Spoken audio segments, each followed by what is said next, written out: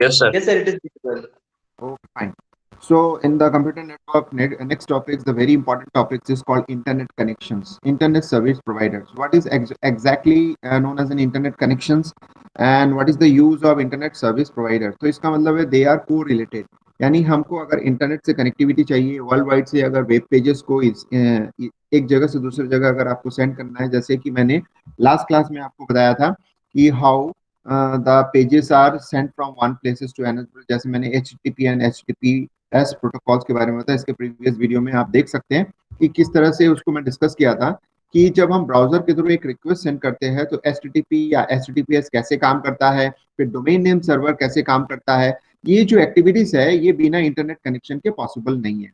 तो इसका मतलब है सबसे प्रायोरिटी में जो आता है वो इंटरनेट कनेक्शन है। तो इंटरनेट कनेक्शंस होने के बाद ही आप जो एचटीटीपी या फिर डीएनएस के बारे में पढ़ रहे हैं और जो कम्युनिकेशन हो रहा है ये उसी के थ्रू पॉसिबल हो सकता है। तो इस चीज को आज हम डिस्कस करेंगे कि internet connections means how the internet connection is going to be provided. तो internet service providers are there, तो इसके बारे में थोड़ा सा ब्रीफली जान लेते हैं क्या होता है। An ISP is an company that provides individuals and other companies access to the internet and other related services such as website building and virtual hosting। तो इसका मतलब होता है कि सिंपल लैंग्वेज में लिखा गया है कि आईएसपी जो होता है एक प्रोवाइडर्स होता है जो कि इंटरनेट के साथ कनेक्टिविटी के लिए या उसके जो वेबसाइट से रिलेटेड जो भी एक्टिविटीज है उसके लिए ये एक तरीके से रास्ता आपको प्रोवाइड करता है, एक तरीके से प्लेटफॉर्म प्रोवाइड करता है। यानी अगर आपको अपने वेबसाइट्स को अपलोड करना है, बनाना है या होस्ट करना है तो you need a ISP service, यानी इंटरनेट सर्विस प्रोवाइडर के थ्रू ही आपको ये करना पड़ेगा। And ISP has the equipment and the telecommunication line access required to have a point of presence on the internet for the geographic area services। Second point simple सी बात यही बता रहा है कि आईएसपी जो होता है वो आपको एक इंफ्रास्ट्रक्चर प्रोवाइड करता है, यानी equipments and telecommunication lines provide करता है। जैसे फॉर एग्जांपल एयरटेल हो गया, आइडिया हो गया, ठीक है, जियो हो गया, ये सब जो होता है इनका खुद का इंफ्रास्ट्रक्चर है, खुद के इक्विपमेंट्स है और इनके खुद के टेलीकम्युनिकेशन लाइन है जो कि आपको इंटरनेट के साथ कनेक्टिविटी यानी वर्ल्ड वाइड ज्योग्राफिक एरिया से जुड़ने के लिए, वर्ल्ड वाइड जुड़ने के लिए आपको एक तरीके से प्लेटफॉर्म प्रोवाइड करता है। The large ISP have their own high-speed lease line so that they are less dependent on the telecommunication provider and can provide better services to their customers। जैसे फॉर एग्जांपल बेस्ट एग्जांपल जो third का है कि कुछ कुछ ऐसे ISP यानी service providers होते हैं जो कि खुद के हाई स्पीड लीज लाइन होते हैं जिससे कि वो दूसरों से उधारी ले, मतलब जो भी रेंट पे लेने की जरूरत नहीं पड़ता है। लेकिन कुछ ऐसे भी होते हैं जो अपने सर्विसेज तो देते हैं बट उनके पास खुद का इंफ्रास्ट्रक्चर नहीं होता है, तो वो क्या करते हैं दूसरे के लीज लाइन को किराए पे लेके उसका इस्तेमाल करते हैं। तो जैसे फॉर एग्जांपल जियो अपना पूरा का पूरा इंफ्रास्ट्रक्चर खुद डेवलप कर रहा है, तो एक समय में ऐसा हो जाएगा कि सारा चीजें उसके थ्रू ही चलेगी जिसके कारण से वो जो था लो कॉस्ट में आपको हाई स्पीड बैंडविड्थ प्रोवाइड कर सकता है। तो एक सिंपल सा एग्जांपल्स मैंने आपको दिया है, थर्ड पॉइंट में यही बता रहा है the larger ISP have their own high speed lease line. तो ये वो उनका इंफ्रास्ट्रक्चर पर डिपेंड करता है। तो अर्लियर डेज में क्या होता था कि बहुत लोग, बहुत सारे सर्विसेज ऐसे हैं जो कि दूसरे के इंफ्रास्ट्रक्चर को यूज करके अपने सर्विसेज को प्रोवाइड करते हैं। तो वही चीज अब खुद का सर्विसेज डेवलप कर लेते हैं, खुद का इंफ्रास्ट्रक्चर डेवलप करके ये काम कर सकता है। लास्ट पॉइंट में बता रहा है कि among the largest national and regional ISP are AT and T, WorldNet, IBM global network, MCI, Netcom, UUNET and PSI net. ये जो एग्जांपल्स है कुछ वेल नोन एग्जांपल्स है। जैसे अगर हम इंडिया की बात करेंगे तो इंडिया में तो सारी चीजें वेल नोन आपके पास है, जैसे कि फॉर एग्जांपल BSNL आपको प्रोवाइड, MTNL आपको प्रोवाइड करता है, वोडाफोन आपको प्रोवाइड करता है, एयरटेल। तो these are the some examples of Indian ISP यानी इंटरनेट सर्विस प्रोवाइडर्स। तो ये हो गया आईएसपी के बारे में, थोड़ा बहुत आपको पता चल गया कि आईएसपी एक्चुअली क्या होता है। यानी आईएसपी एक तरीके से सर्विस प्रोवाइडर होता है to connect with the internet world wide. तो टाइप्स ऑफ इंटरनेट कनेक्शंस के लिए क्या क्या होते हैं, तो there are various types of connectivity to the internet can be broadly classified into the following category. यानी आज तक आप लोग यही जानते हो कि आप डेटा पैक चालू करोगे आपकी कनेक्टिविटी हो जाती है, लेकिन हमारे पास अर्लियर डेज से अगर हम मैच करते हैं या अर्लियर डेज में चले जाते हैं और टू द करंट सिनेरियो, तो आपके पास varieties of categories are available जिसमें कि सारे लोग हम जो भी जो यूज करते थे तो अर्लियर डेज से होते हुए आज के समय में अगर हम आते हैं तो इतने सारे आपके पास कनेक्टिविटी प्रोवाइड्स होता है। सबसे पहला जो होता है गेटवे एक्सेस। गेटवे एक्सेस बहुत इंपॉर्टेंट होता है, क्यों इसलिए बोला जा रहा है कि एक तरीके से ये भी एक सर्विस प्रोवाइडर होता है। अगर गेटवे को बंद कर दिया जाता है तो हम वर्ल्ड वाइड से कट जाते हैं, यानी इंडिया का एक गेटवे होता है जिसके थ्रू हम वर्ल्ड वाइड जुड़ सकते हैं। अगर गेटवे में हमारे वर्ल्ड वाइड से एक्सेस अगर रोक दिया जाए तो हम बाहर के किसी भी वेब पेजेस को या वेबसाइट्स को रीच नहीं कर सकते या वहां पहुंच नहीं सकते, उसको एक्सेस नहीं कर सकते। तो इसीलिए बोला जाता है कि गेटवे एक्सेस मीन्स द ये आपका एक तरीके से सर्विस प्रोवाइडर है जो कि आपको ये प्रोवाइड करता है। दूसरा, डायल अप कनेक्शन का यूज करते हैं। जैसे अर्लियर डेज में टेलीफोन्स होते थे तो उन टेलीफोन का इस्तेमाल हम इंटरनेट के कनेक्टिविटी के लिए करते थे। उसके बाद लीज्ड लाइन। लीज्ड लाइन मतलब टेलीफोन का कनेक्शन जो होता है वो आपके ऊपर था कि आप जब इसको कनेक्ट करते हो तो डायल अप कनेक्शन के थ्रू कनेक्ट होने के बाद जो होता है आप यूज करो, फिर उसके बाद डिस्कनेक्ट कर दो। लेकिन लीज लाइन में ऐसा था कि आपको 24/7 आवर्स के लिए खरीदना पड़ता था, यानी आपके लिए एक डेडिकेटेड लाइन होता है। इसके बारे में डिस्क्रिप्शन में और थोड़ा डिटेल में बताऊंगा फर्दर जो भी है आपके पास। हम लोग आगे बढ़ेंगे तब देखेंगे। नेक्स्ट जो हमारे पास फोर्थ नंबर है that is called digital subscriber line, यानी एक तरीके से आपके पास डिजिटल लाइन प्रोवाइड। पहले जो थे एनालॉग सिस्टम पे काम करता था, अब डिजिटल सिस्टम पे जब यूज किया गया, यानी अगर हम बात करेंगे कि नॉइस के रिस्पेक्ट में बात करेंगे तो डिजिटल लाइन जो होता है बेटर आइडिया था कि इसमें कम नॉइस होता था और जो करेक्शन मतलब जो भी एरर है वो बहुत कम होते थे डिजिटल सब्सक्राइबर लाइन। तो डिजिटल का जो कंसेप्ट आया तो फोर्थ नंबर पॉइंट उसी को बता रहा है कि इंटरनेट की कनेक्टिविटी के लिए डिजिटल सब्सक्राइबर लाइन का यूज कैसे करते हैं। फिर उसके बाद केबल मॉडेम का कंसेप्ट है। केबल मॉडेम मतलब जैसे कि आप अपने घर में देखे होंगे केबल कनेक्शंस होते थे, तो उन केबल कनेक्शंस के थ्रू भी इंटरनेट की फैसिलिटी प्रोवाइड करना शुरू हो चुका है और आज भी होता है कि उसके लिए आपको अपने घर में केबल मॉडेम लगाने पड़ेंगे, तो जिससे कि आप क्या कर सकते हो, घर में बैठ के टीवी के चैनल्स भी देख सकते हो एज वेल एज आप जो है नेटवर्क का भी यानी इंटरनेट का भी यूज कर सकते हो, जुड़ सकते हो उसमें।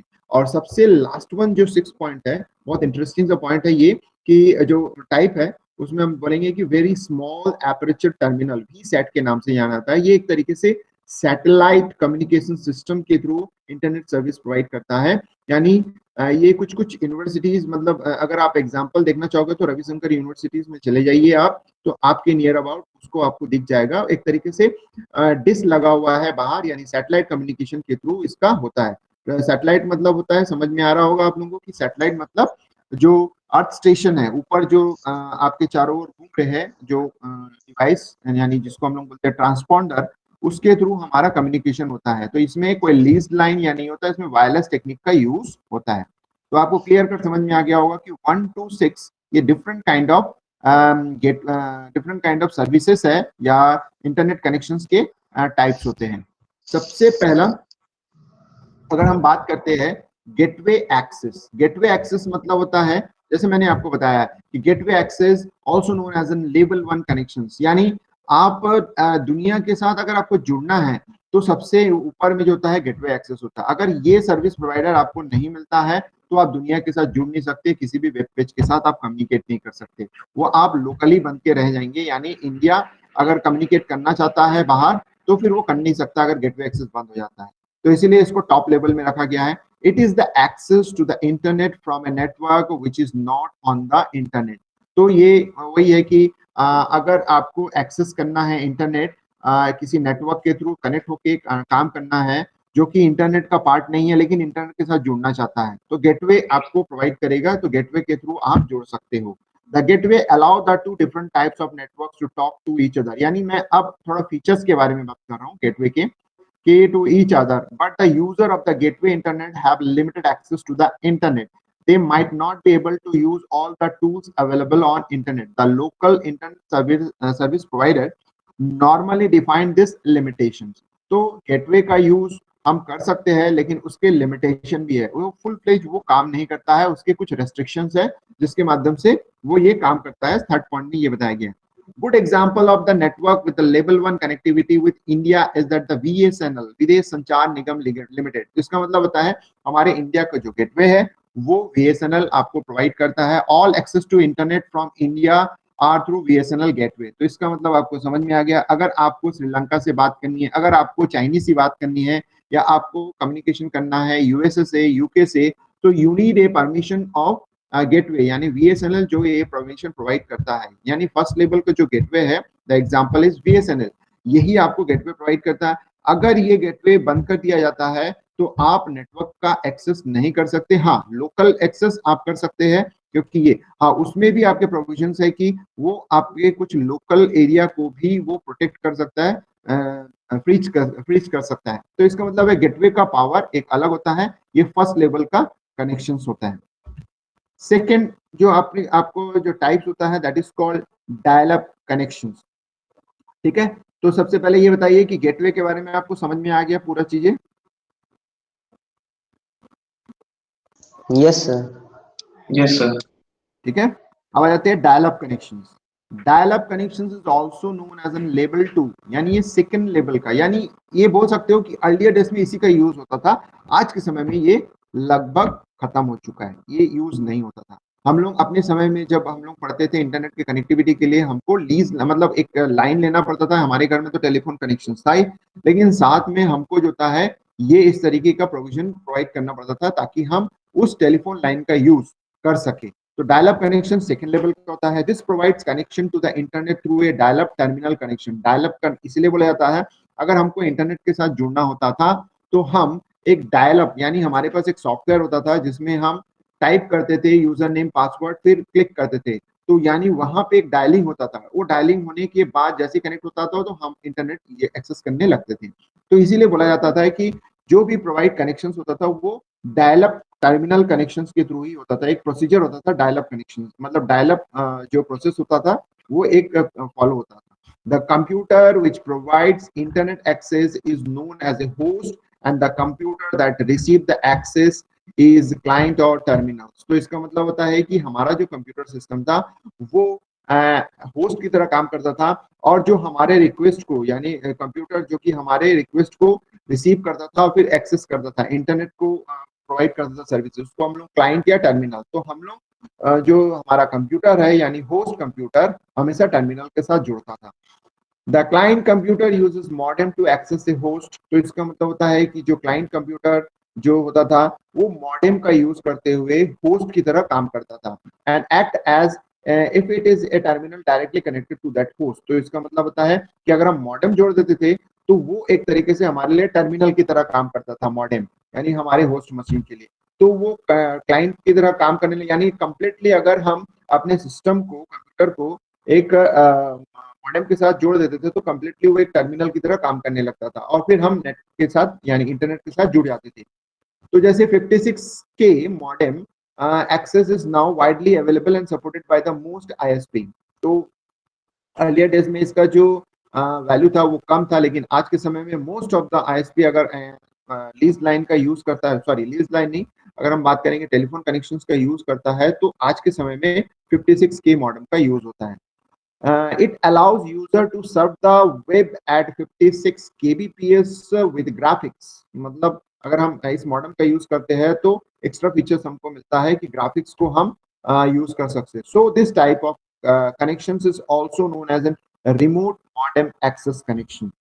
नेक्स्ट पॉइंट में बताया गया है कि in dial up connections to the internet host carries all the commands that are typed on a client machine and forwarded them to the internet. तो डायल अप कनेक्शंस के लिए होता है कि सारे चीजों को हमको अपने मशीन में टाइप करने पड़ते थे, जैसे यूजर नेम एंड पासवर्ड, फिर वो जो होता है उसको वेरिफिकेशन के लिए client machine, on a client machine and forward them to the internet, फिर वो इंटरनेट के थ्रू कनेक्ट होता था।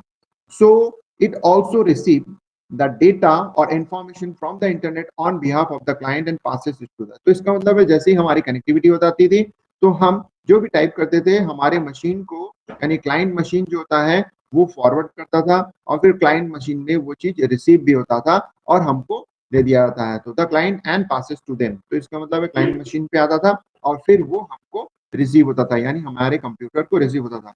तो हमको एक डिवाइस की जरूरत होती थी जिसका नाम है मॉडेम। तो वो एक तरीके से क्लाइंट की तरह काम करता था, हमसे डेटा लेता था और वो सर्वर यानी जो इंटरनेट है उसको भेजता था, वहां से डेटा लेता था और हमको भेजता था।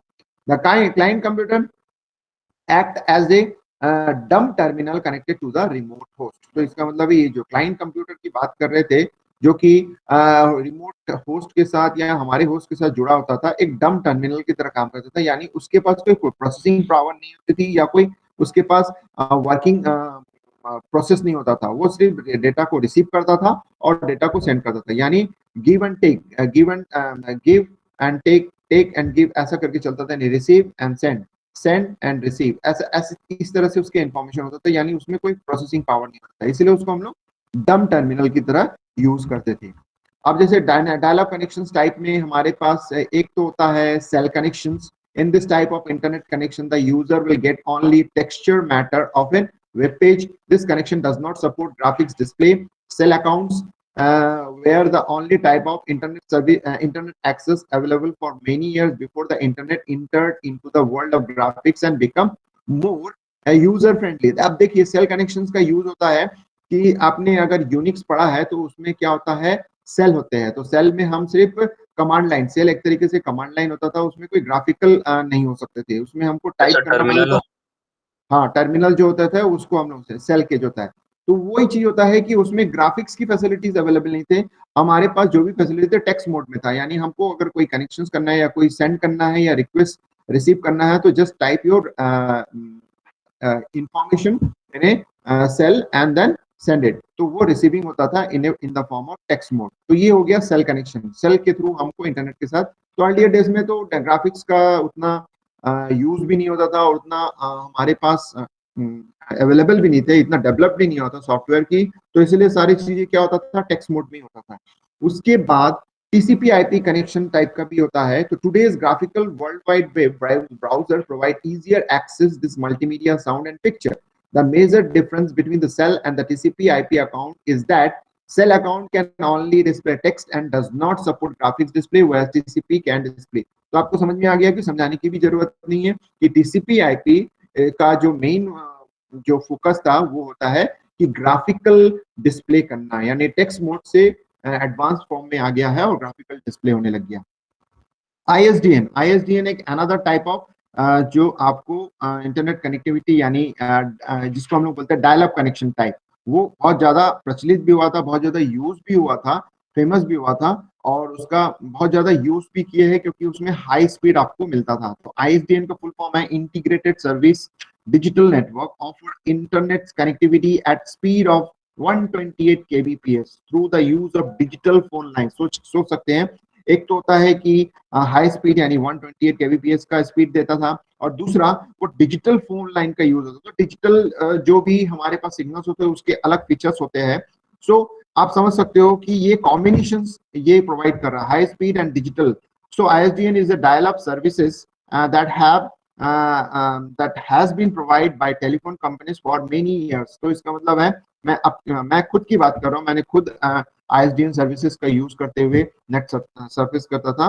तो उसमें क्या होता था कि आपके पास एक डिवाइस होता था लेकिन आपका कनेक्टिविटी जो भी होता था वर्ल्ड वाइड से वो टेलीफोन कनेक्शन का ही यूज होता था। बट बीच में एक तरीके के डिवाइसेस लगे होते हैं जो मॉडेम की तरह काम करता था, यानी वो आपको डिजिटल जो प्रोसेस है उसको अप्लाई करता था। तो आईएसडीएन सर्विसेज बहुत सालों तक अपने मार्केट में रहा है, बहुत सालों तक यूज भी हुआ है इसका, यानी 2001 तक तो मैंने एक्सेस किया भी है। उसके बाद बहुत सालों तक 2005, 6, 7 तक ये चला भी है, बहुत ज्यादा इसका यूज भी हुआ है। अब आते हैं डायल अप कनेक्शन रिक्वायरमेंट्स क्या क्या चाहिए। जैसे मैंने बताया कि डायल अप कनेक्शन कैसे होता है, एक तरीके से इसमें होस्ट कंप्यूटर टर्मिनल के साथ जुड़ के काम करता है। To access any of this dial up accounts you need the following. सबसे पहला कंप्यूटर होना चाहिए, दूसरा मॉडेम होना चाहिए, तीसरा टेलीफोन कनेक्शन होना चाहिए, चौथा जो होता है सेल या TCP IP ISDN accounts for ISP, यानी इनमें से किसी एक अकाउंट को आईएसपी से लेना पड़ता था। आप क्या चाहते थे उस तरह से आपको उसके प्रोवाइड किए जाते थे उस तरीके का। जैसे आप किसी और को लेते थे, आपको अगर सस्ते में जाना है तो सेल यूज कीजिए, आपको थोड़ा महंगे में जाना है तो यू कैन कॉस्ट इफेक्टिव जो था टीसीपी आईपी थोड़ा ज्यादा कॉस्टली होता था, आईएसडीएन उससे ज्यादा कॉस्टली होता था। Internet client software such as internet browser. तो ये जो 5 इंपॉर्टेंट इंग्रेडिएंट्स आप बोल सकते हैं, इंपॉर्टेंट पार्ट्स ऑफ जो डायल अप कनेक्शन थे वो होता था। तो आपको क्लियरली समझ में आ गया डायल अप कनेक्शन क्या होते हैं? Yes sir. Yes sir. अब आते हैं थर्ड पॉइंट, ध्यान देंगे यहाँ पे लीज्ड लाइन। देखिए बहुत कुछ सब कुछ सिमिलैरिटीज में होते हैं, बट कुछ कुछ एडिशनल चीजों को प्रोवाइड करते हुए उनका नाम बदल दिया गया है। तो lease line connection is also known as an direct internet access और लेवल 3 कनेक्शन। यानी एक तरीके से लीज लाइन का मतलब होता है सेम एज आप टेलीफोन कंपनी से इसको लिस्ट फॉर्म में भी ले सकते हो और डायलअप फॉर्म में भी ले सकते हो। अगर लिस्ट फॉर्म में लेते हो तो वो आपको 24 आवर इंटू 7 आपको डेडिकेटेड कर देगा, यानी उस लाइन का यूज आप ही करोगे, कोई और उसका नहीं करोगे। तो इसलिए क्या होता है कि उसमें हाई स्पीड आपको मिलता है। तो वही चीज बोल रहा है कि इसको थर्ड लेवल का कनेक्शन बताया गया है। It is the secure dedicated and most expensive level of internet connection. तो इसमें मोस्ट एक्सपेंसिव का रीजन यही होता है because the line is totally dedicated to you, so you have to be pay for that and you can use the whole bandwidth by you itself or by yourself। तो इसका मतलब होता है कि इसमें किसी का इंटरफेरेंस नहीं होता है, तो इसलिए ये कॉस्टली होता है यानी एक्सपेंसिव भी होता है। With lease line connection your computer is dedicatedly and directly connected to the internet using high speed transmission line. तो इसमें क्या होता था कि इसमें आपको डायल अप करने की जरूरत नहीं है। देखिए डायल अप और लीज लाइन में क्या डिफरेंस होता है। डायल अप में आपको हर बार डायल करना पड़ता था, कभी कभी कनेक्शन हो भी जाता था, कभी कभी कनेक्शन नहीं भी होता था। जैसे हम खुद रियलाइज किए हैं कि हम डायल करते थे, डायल कर रहे होता नहीं है, कभी कभी कनेक्शन लगता नहीं है। बहुत समय के बाद ट्राई करने के बाद जब कनेक्शन लग जाता था तो हमारे लिए बहुत बड़ी बात होती थी। फिर हम उसको यूज करते थे, इस्तेमाल करके फिर उसको डिस्कनेक्ट भी कर देते। तो इससे क्या होता था कि आपको कनेक्शन के लिए डायल करना पड़ता था, वेट करना पड़ता था कनेक्शन स्टैब्लिश होने के बाद फिर कम्युनिकेशन। बट इस केस में विथ लीज लाइन कनेक्शन इसमें क्या होता है कि आपको डायल करने की जरूरत नहीं है, आपका लाइन टोटली डेडिकेटेड रहता है, कनेक्टेड रहता है। जब भी आपको जरूरत पड़ता है आप इंटरनेट के साथ जुड़ जाते हो और ट्रांसमिशन स्टार्ट हो जाता है। So it is one line 24 hours a day, 7 day a week। तो इसका मतलब जैसे मैंने आपको बताया 24/7 लाइन होता है। तो आपको क्लियरली समझ में आ गया कि लीज लाइन का मतलब क्या होता है। सर लीज लाइन जो है वो डायरेक्ट जो बीएसएनएल, जैसे बीएसएनएल से ले रहा हूं मैं सर, डायरेक्ट वहां से टावर से डायरेक्ट मेरे घर तक वो डायरेक्ट कनेक्शन देगा सिंगल लाइन का? नहीं, वो अलग चीज है। मैं ये बोल रहा हूँ कि डायल अप और लीज लाइन में यही डिफरेंस होता है। वो जो डायरेक्ट कनेक्शन देता है, अभी आप आगे हम लोग पढ़ेंगे ना, तो वो सब चीजें आज के समय में यूज हो रहा है। तो ये जो है एक्चुअली क्या होता था कि आपको टेलीफोन लाइन का ही यूज करना है। बट लीज लाइन में क्या होता था कि आपके टेलीफोन लाइन से डायरेक्टली कनेक्ट होता था, यानी आपको डायल करने की जरूरत नहीं है। आप डायरेक्टली आपको 24 आवर्स उसको कनेक्टिविटी प्रोवाइड करता है, यानी आपका टेलीफोन लाइन वो प्रोवाइड। आप ये भी बोल सकते हो, आप जो बोल रहे हो वो भी सही है कि वो आपको एक अलग लाइन आपको घर तक पहुंचा देगा जो कि आपके लिए डेडिकेटेड होगा। समझ में आ गया? Yes sir sir. Permanent connection होता है ना? परमानेंट कनेक्शन मतलब उसके लिए आप पेमेंट कर रहे हो, उसके लिए उन्होंने आपको एक लाइन दे दिया है। एक्स्ट्रा लाइन भी हो सकता है कि वो निकाल के आपको दे दे और उस लाइन का इस्तेमाल आप कर रहे हो, कोई और नहीं करेगा, यानी आपको फुल स्पीड आपको कम्युनिकेशन मिलेगी। सर कॉस्ट कितनी रहती होगी उसकी? और उसका लीज ज्यादा लाइन रहता की? है। लीज लाइन का कॉस्ट उसके डिपेंड करता है, कॉस्ट नहीं होता है।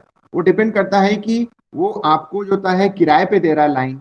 तो इसका मतलब है उसका कॉस्ट उस पर डिपेंड करेगा कि वो 24/7 ले रहे हो, तो अभी का क्या है वो नहीं मालूम, तो उस हिसाब से वो लेता है। लेकिन अगर आप डायलअप कनेक्शन लेते हो तो एक तरीके से जैसे प्रीपेड होता है, प्रीपेड सर्विसेज टाइप का काम करता है। और लीज लाइन अगर बात करते हो तो वो कॉस्ट इफेक्टिव या ऐसा भी हो सकता है पोस्ट पेड की तरह काम करता है आपका, कि जितना बिल होगा वो फिर वो आपको उतना पेमेंट करना पड़ेगा। तो आपको समझ में आ रहा होगा कि लीज लाइन क्या काम करता है। Yes sir. ठीक है, कुछ पूछना है और? Yes sir. No sir. तीन हमने पढ़ लिया। अब आ जाते हैं फोर्थ नंबर। फोर्थ नंबर जो होता है डिजिटल सब्सक्राइबर लाइन। यानी ये एक तरीके से डिजिटल जब जुड़ गया है तो इसका मतलब है कि पहले जो भी हमारे होते थे वो एनालॉग सिस्टम पे काम करता था, यानी जो भी डेटा ट्रांसमिट करते थे, टेक्स्ट हो या फिर ग्राफिक्स हो, सारा चीजें एनालॉग मोड पे काम होता था। अब उसकी जगह डिजिटल मोड पे आ गया है। तो DSL is a family of technologies that provide digital data transmission over the wires of A local telephone network. तो इसका मतलब होता है लोकल टेलीफोन यानी टेलीफोन नेटवर्क जिसमें पहले एनालॉग सिस्टम का यानी एनालॉग सिग्नल सेंड होते थे, अब उसके थ्रू हम डिजिटल डेटा या डिजिटल डेटा इन डिजिटल फॉर्म में सेंड करते हैं। तो DSL originally stood for digital subscriber loop के नाम से नहीं आता है। जैसे लाइन बोलते हैं उसको लूप बोलते हैं, यानी घर से जो आपके ऑफिस है वहां तक का आपको एक लाइन प्रोवाइड किया जाता है. In telecommunication marketing the term DSL is widely understood to mean asymmetric digital subscriber line, the most commonly installed DSL technology. Fourth point में आपको बताया गया है कि DSL service is delivered simultaneously with wired telephone services on the same telephone line. This is possible because DSL uses high frequency band for data separate by filtering. तो इसका मतलब होता है कि same technology, same kind of telephone line जिसमें analogue signal send होता था, उसी में ही हम डिजिटल सिग्नल्स को सेंड करते हैं, but with some advance features. यानी कुछ ऐसे डेटा सेपरेटेड फिल्टरिंग प्रोसेस होते थे, फ्रीक्वेंसी बैंड होते थे, जो कि थोड़ा सा एडवांस होता था, उसको हम यूज करते थे. और उसका यूज करते हुए आपको डेटा की क्लैरिटी क्रिएट होती थी, एरर बहुत कम हो जाता था डिजिटल सब्सक्राइबर लाइन से. On the customer premise, a DSL filter on each outlet removed the high frequency interference to enable simultaneously use of telephones and data. तो इसका मतलब है कि DSL अगर आप यूज करते हो तो एक तरीके से वो दोनों काम करते थे. आपका टेलीफोन भी यूज होता था, यानी कम्युनिकेशन के लिए भी यूज होता था, एक दूसरे से बात करने के लिए भी यूज होते थे, और उसी लाइन में आप डेटा भी सेंड कर सकते थे. तो इसका मतलब होता है कि डेटा एंड टेलीफोन सिग्नल्स को आपस में, यानी ऑडियो सिग्नल्स एंड डेटा को आपस में जोड़ना और उसके बाद उसको सेंड करना साइमल्टेनियसली एक ही टेलीकम्युनिकेशन लाइन से करना है, तो फिर कैसे पॉसिबल होता है? तो ये DSL के पास ऐसे फीचर्स अवेलेबल थे, यानी DSL जो होता है एक ऐसे फिल्टरिंग प्रोसेस करता था जो कि कस्टमर तक ये दोनों चीजें साइमल्टेनियसली पहुंचती भी थी और क्लियरली पहुंचती थी. The data bit rate for the consumer DSL services typically range from 256 kilobytes to the 40 Mbps in the direction to the customer and downstream. In the direction to the customer मतलब internet से customer तक पहुंचना, downstream depending on the DSL technology, line conditions and service level implementations. तो आपको समझ में आ गया इसका जो रेंज था, यानी जो सर्विसेज थे, डेटा रेट था, यानी डेटा का ट्रांसमिशन रेट था, वो 256 किलो बिट्स से लेके 40 Mbps था. लेकिन 40 Mbps और 256 के बीच में फ्लक्चुएट होता था. अब ये डिपेंड करता था कि आपके पास DSL का कौन सा टेक्नोलॉजी यूज हो रहा है, लाइन का कंडीशंस क्या होता है, सर्विस लेवल किस तरीके का है, आपका एरिया कैसे जगह में पड़ रहा है, तो उस पर डिपेंड करता था. यानी ये 40 Mbps तक भी आपको डेटा मिल सकता था. In addition, ADSL, the data through in the upstream direction, यानी मशीन से इंटरनेट में, the direction to the service provider, यानी जो हम मशीन से इंटरनेट में या सर्विस प्रोवाइडर को डेटा भेजते थे, is lower, hence the designation of the asymmetric services. In symmetric digital subscriber line services, the downstream and upstream data rates are equal. देखिए एसिमेट्रिक एंड सिमेट्रिक ये दो चीजें होता है. ADSL जो होता है, यानी DSL जो होता है डिजिटल सब्सक्राइबर लाइन है, ए का मतलब होता है एसिंक्रोनस. अगर हम एसिमेट्रिक की बात करते हैं या एसिंक्रोनस की या एसिमेट्रिक की बात करते हैं, तो इसका मतलब है डाउनस्ट्रीम एंड अपस्ट्रीम का जो स्पीड है वो डिफरेंट होता था. इसका मतलब होता है कि डाउनस्ट्रीम का जो स्पीड होता है वो हाई होता था और जो अपस्ट्रीम का जो स्पीड है वो लो होता था. तो ये चीजें जो होता है हमारे पास डिफरेंट है, एसिमेट्रिक. लेकिन देखा गया है कि दोनों में अगर हम सिमेट्रिसिटी क्रिएट करते हैं तो उसके बाद एक और लाइन डिफाइन किया गया है SDSL, यानी सिमेट्रिक, जिसमें कि डाउनस्ट्रीम एंड अपस्ट्रीम दोनों सेम होता है. तो ये क्लियर हुआ होगा आपको डिजिटल सब्सक्राइबर लाइन में डाउनस्ट्रीम क्या होता है और अपस्ट्रीम क्या होता है. क्लियर हुआ? Yes yes sir. है ना. डाउनस्ट्रीम अपस्ट्रीम आप लोग पढ़े होंगे. अगर आप डाउनस्ट्रीम का मतलब होता है data from internet to the system, upstream का मतलब होता है from the system to the internet. उसको हम लोग बोलते हैं नॉर्मल डाउनलोडिंग और अपलोडिंग है ना. यस, डाउनलोडिंग एंड अपलोडिंग को ही डाउनस्ट्रीम एंड अपस्ट्रीम के नाम से जाना जाता है. ठीक है. तो अपस्ट्रीम जो होता है वो स्लो होता है और डाउनस्ट्रीम ऑलवेज डाउनलोड जो होता है हाई स्पीड का होता है और अपलोडिंग जो होता है हमेशा स्लो होता है. ये आप तो जानते हो, नॉर्मल आपने देखा भी होगा. ठीक है. तो ये चीजें होता है. तो उसी के बेस पर ADSL या फिर SDSL नाम दिया गया. सर इसकी स्पीड तो डिस्टेंस पे डिपेंड करती होगी ना, क्योंकि डिस्टेंस सेंसिटिव हो गया है तो. नहीं, कौन बोला डिस्टेंस के बेस पर अपलोडिंग एंड डाउनलोडिंग होता है? नो सर, इसकी स्पीड मतलब डिस्टेंस सेंसिटिव हो गया सर ये तो। नहीं, स्पीड क्या, कौन सा स्पीड? सर आपने भी बताया ना स्पीड का। स्पीड नहीं बताया मैंने, क्या बताया? डाउनलोडिंग एंड अपलोडिंग यानी डाउनस्ट्रीम, यानी 256 kbps एंड mbps, यानी ये अपलोडिंग एंड डाउनलोडिंग की बात कर रहा हूं, तो मैं डाउनलोडिंग की बात कर रहा हूँ। Okay sir. डिस्टेंस कहाँ बताया? डिस्टेंस तो है ही नहीं यहाँ पे कहीं, ठीक है? तो डिस्टेंस पे नहीं होता है इसमें, मैं बोल रहा हूँ downstream and upstream, not distance. Clear हुआ? Yes sir. Yes sir. तो ये चीज आपको ध्यान रखना है कि हम इंटरनेट की बात कर रहे हैं, जो चीज हम डाउनलोड या अपलोड बोलते हैं उस चीज को यहाँ डाउनस्ट्रीम एंड अपस्ट्रीम नाम दिया गया है। तो डिजिटल सब्सक्राइबर लाइन का एक ही खास बात होता है कि ये डिजिटली सारी चीजें प्रोवाइड करती है, और इसके पास जो स्पेशल फीचर्स होते हैं वो होता है कि टेलीफोन सिग्नल्स को, यानी जो हम कम्युनिकेशन करते हैं, बात करते हैं, वो सिग्नल्स को हमारे डेटा के साथ जोड़ के काम करता है। यानी high special type of filters में यूज होता था, जो कि इनके बीच में इंटरफ्रेंस यानी इनके कॉम्बिनेशंस को अलग अलग बनाए रखता था, दोनों के बीच में कोई कॉम्बिनेशंस क्रिएट नहीं होते थे, यानी कोई डिस्टर्बेंस नहीं होता था। सर इसकी कॉस्ट ज्यादा रहती थी कि थर्ड वाले की? कौन सा? सर ये कॉस्ट वाला कॉस्ट इफेक्टिव। ज्यादा रहता था, ये ज्यादा रहता था क्योंकि ये डिजिटल सब्सक्राइबर लाइन है। Yes sir.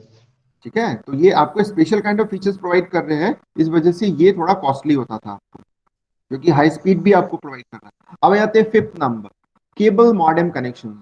ये जो होता है नेक्स्ट लेवल, जो नेक्स्ट जनरेशन का है वो, a cable modem is a type of network bridge and modem that provides bidirectional data communication via radio frequency channels on a hybrid fiber coaxial and radio frequency over glass। तो इसका मतलब होता है कि जो ऑप्टिकल फाइबर यानी optical communications के लिए केबल मॉडेम का यूज किया गया है। ये सेकंड मतलब नेक्स्ट लेवल ऑफ जो आप बात कर सकते हो इंटरनेट कनेक्शन जो प्रोविजन है वो दिया गया है। Cable modems are primarily used to deliver broadband internet access in the form of cable internet, taking advantages of the high bandwidth of FCS या फिर जो भी है जो भी है HFC है, तो यानी हाइब्रिड फाइबर कोएक्सियल केबल, यानी ऐसा कोएक्सियल केबल जिसमें ऑप्टिकल भी सेंड हो सकता था और सिग्नल भी सेंड कर सकते थे।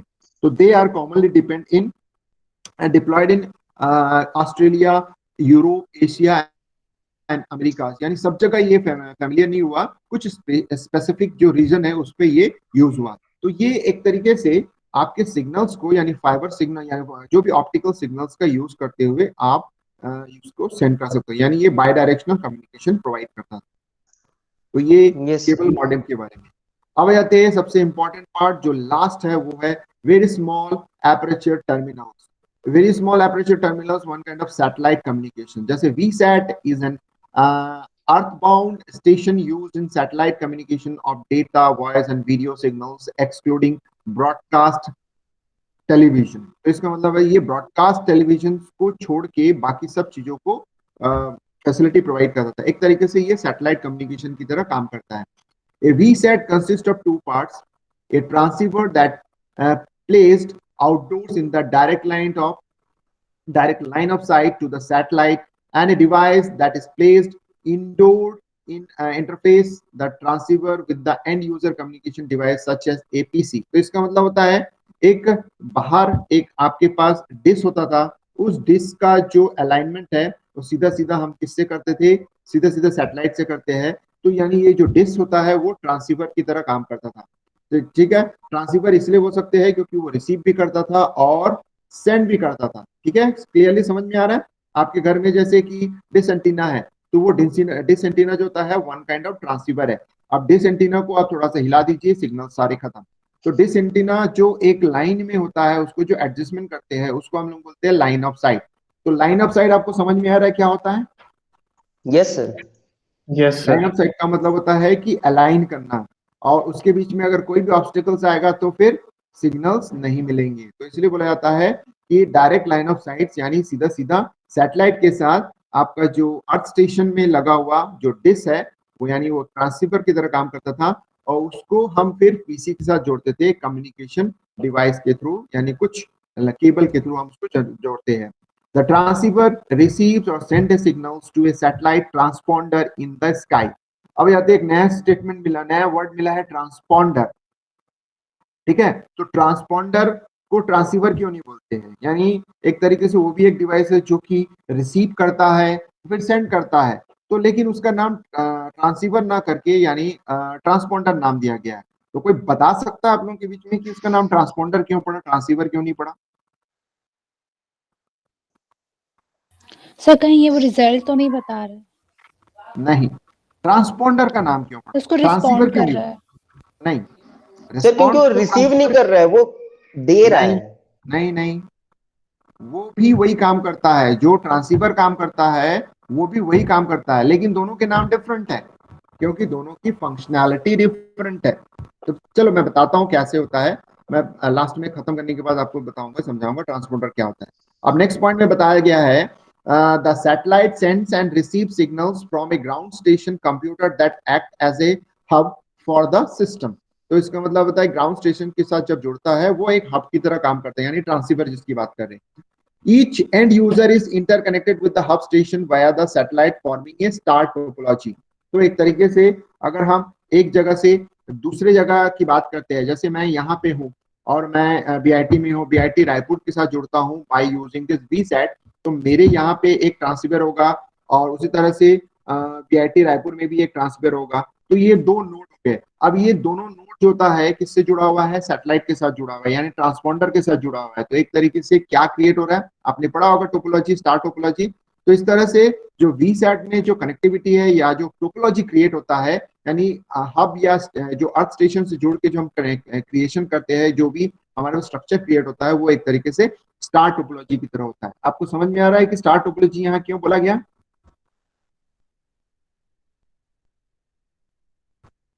हाँ यस सर, यस सर। है ना, यस सर। समझ में आ गया। हाँ, अब आ जाते हैं the hub control the entire operation of the network. जो हब होता है वो सारे ऑपरेशंस को, नेटवर्क के ऑपरेशंस को हैंडल करता है। For one end user to communicate with another, each transmission has to first go to the hub station and then it transmit it via the satellite to the other end user of the VSAT। तो ये क्या होता है, किस तरह से होता है? तो हमने दो चीजें पढ़ा है। एक हब में यानी अर्थ स्टेशन होता है जो सारी चीजों को हैंडल करता है। हब के पास ट्रांसीवर होता है जो कि रिसीव एंड सेंड करने का काम करता है, और वो जो होता है सैटेलाइट के माध्यम के थ्रू अनदर एंड यूजर को सेंड करता है। तो अनदर जो सैटेलाइट होता है उसको हम लोग ट्रांसपोंडर नाम दिया गया। तो यहाँ पे देखिए ये पूरा चीजें आपको बताया गया है कि किस तरह से ये आपको प्रोवाइड करता है सर्विस प्रोवाइडर। तो आप देखिए कि आप किससे जोड़ रहे हो, आप जो जोड़ रहे हो वो नीचे जो राइट साइड में आपके पास दिया हुआ है सब्सक्राइबर वीसैट डिश होता है। आपका कंप्यूटर देखिए यहाँ पे दिया हुआ है कंप्यूटर। ये कंप्यूटर जो होता है एक तरीके से रूटर जो डिवाइस होता है उसके साथ जुड़ रहा है। उसके बाद सैटेलाइट मॉडेम के थ्रू वो जुड़ रहा है। सैटेलाइट मॉडेम किसके साथ जुड़ा हुआ है, लाइन ऑफ साइट, यानी जो हम ट्रांसीवर की बात कर रहे हैं। तो यहाँ पे जो आप देख सकते हो ग्राउंड स्टेशन में जो डिश है, छोटा वाला डिश एंटीना दिख रहा है, ये आपका जो होता है अर्थ स्टेशन का काम कर रहा है। ये जो अर्थ स्टेशन है ये किसको सेंड कर रहा है डेटा, जियो स्टेशनरी सैटेलाइट, इसको हम लोग बोलते हैं ट्रांसपोंडर। और ये जो ट्रांसपोंडर जो होता है रिसीव करता है, फिर एक बड़ा सो आपके पास देख सकते हो डिश है लेफ्ट साइड में, ये होता है आपको सर्विस प्रोवाइडर। यानी यही आप जो मैं हब की बात कर रहा था वो ये हब है, यानी हब के पास डेटा आया और वो हब जो होता है इंटरनेट के साथ जुड़ा होता है। तो आप देख सकते हो कि आप डायरेक्टली इंटरनेट के साथ नहीं जुड़े हो, इनडायरेक्टली हब के थ्रू आप जुड़ रहे हो। तो हब जो होता है वो इंटरनेट के कनेक्शन के प्रोवाइड, जो भी कनेक्टिविटी प्रोवाइड करता है। यानी आप जो भी डेटा सेंड करते हो वो इस जो बड़ा सा जो आपके पास देख रहे हो कि डिश है, इसके माध्यम से वो क्या जुड़ रहा है, इंटरनेट के साथ जुड़ रहा है। और इस तरह से जुड़ने के बाद वो जो होता है आपको इंटरनेट की फैसिलिटी प्रोवाइड कर रहा है। तो is that clear to all of you, जो कि वीसैट काम कैसे करता है? Yes sir yes sir. Sir geostationary satellite मतलब वही सैटेलाइट होते हैं ना जो पॉइंट करके रखते हैं एक पर्टिकुलर जगह पे? हाँ, जियो स्टेशनरी का मतलब है, कोई समझाना चाहेगा, किसी को अच्छे से आता है? सर मैं थोड़ा सा पढ़ा था बस हाँ इसके बारे बताओ में। बताओ, जियो स्टेशनरी अलग सैटेलाइट। अलग अलग अलग टाइप के सैटेलाइट्स होते हैं जो जियो जियो स्टेशनरी होते हैं। हाँ स्टेशनरी रहता है, वो एक पर्टिकुलर जगह पे पॉइंट करके रखता है और वही उसके साथ रिवॉल्व करता है। हाँ, तो जियो जैसे स्टेशनरी इसलिए जैसे बोलते इंडिया हैं। पे है, हाँ, इंडिया जियो पे है तो जियो वो जियो इंडिया पे का ही मतलब पॉइंट। समझ रहे हो ना? जियो का मतलब क्या है और स्टेशनरी दो चीजें होती है। जियो मतलब जियोलॉजिकल। हाँ, आपके जियोलॉजिकल नहीं, जियोग्राफिकल, यानी आपके yes sir, geographical yes sir. के साथ उसका रेवोल्यूशन होता है, यानी वो स्टैटिक होता है, यानी आपके अर्थ के Yes. रेवोल्यूशन के साथ उस मतलब किसी भी सैटेलाइट का रेवोल्यूशन अगर सेम होता है, ऐसे सैटेलाइट को हम लोग क्या बोलते हैं, जियो स्टेशनरी सैटेलाइट, जियो स्टेशनरी। जिसका रेवोल्यूशन यानी उसके जो घूमने की जो स्पीड है वो अर्थ के स्पीड से मैच करता है। यानी अगर हम इंडिया के लिए जियो स्टेशनरी सैटेलाइट बनाते हैं तो इंडिया जैसे जहां जहां मूव करेगा, उसका अर्थ जब मूव होता है तो इंडिया जहां जहां मूव करेगा उसके साथ साथ वो सैटेलाइट भी वही उसी स्पीड से मूव करेगा। आपको समझ में आ रहा है कि जियो स्टेशनरी सैटेलाइट किसको बोलते हैं? Yes yes sir. Sir. Okay fine. अब आ जाते हैं कि ट्रांसपोंडर किसको बोलते हैं। तो ये जो जियो स्टेशनरी सैटेलाइट होता है इसमें ट्रांसपोंडर होता है। ट्रांसपोंडर मतलब होता है कि वो रिसीव भी करता है और सेंड भी करता है, लेकिन उसका नाम ट्रांसपोंडर इसलिए बोला गया है क्योंकि वो रिसीव जो होता है अलग स्पीड में करता है और सेंड जो होता है अलग स्पीड, यानी अपस्ट्रीम एंड डाउनस्ट्रीम, यानी up signals and down signals जो होता है, यानी अपलिंक एंड डाउनलिंक जिसको बोलते हैं। तो अपलिंक एंड डाउनलिंक इसका डिफरेंट होता है, इसका स्पीड डिफरेंट होता है। तो इसी वजह से इसका नाम जो होता है यानी रिसीविंग स्पीड अलग होता है और सेंडिंग स्पीड जो होता है वो अलग होता है। तो इसी वजह से इसका नाम जो होता है ट्रांसीवर ना रख के ट्रांसपोंडर नाम दिया गया है।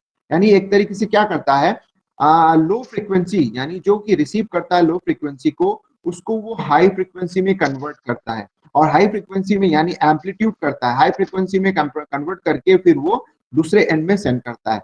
तो आपको समझ में आ गया कि एक लो फ्रीक्वेंसी को हाई फ्रीक्वेंसी में कन्वर्ट करके सेंड करना है, या हाई फ्रीक्वेंसी जब रिसीव होता है तो लो फ्रीक्वेंसी में कन्वर्ट करके सेंड करना। तो ये जो काम होता है कि high to low, low to high, ये ट्रांसपोंडर का काम होता है। तो एक तरीके से वो एम्पलीट्यूड का काम, यानी आप बोल सकते हो कि वो एक तरीके से एम्पलीट्यूड होता है जो कि वो अप करने का। एम्पलीफायर नाम सुने होंगे आप लोग, आज के जमाने में तो नहीं दिखता है लेकिन Yes, sir. एम्पलीफायर सुने देखे हो? है मेरे पास। Yes sir. एम्पलीफायर, हाँ। तो एम्पलीफायर क्या करता है, लो वॉइस को हाई वॉइस में यानी हाई सिग्नल्स में कन्वर्ट करने का काम करता है। तो वही चीज जो होता है सैटेलाइट के डिवाइस के लिए होता है, इसलिए उसका नाम बोला गया है ट्रांसपोंडर। समझ में आ गया ट्रांसपोंडर क्यों बोल रहे हैं? Yes sir. Yes sir. Clear Yes, हुआ? sir. So this is the end of this particular internet service provider.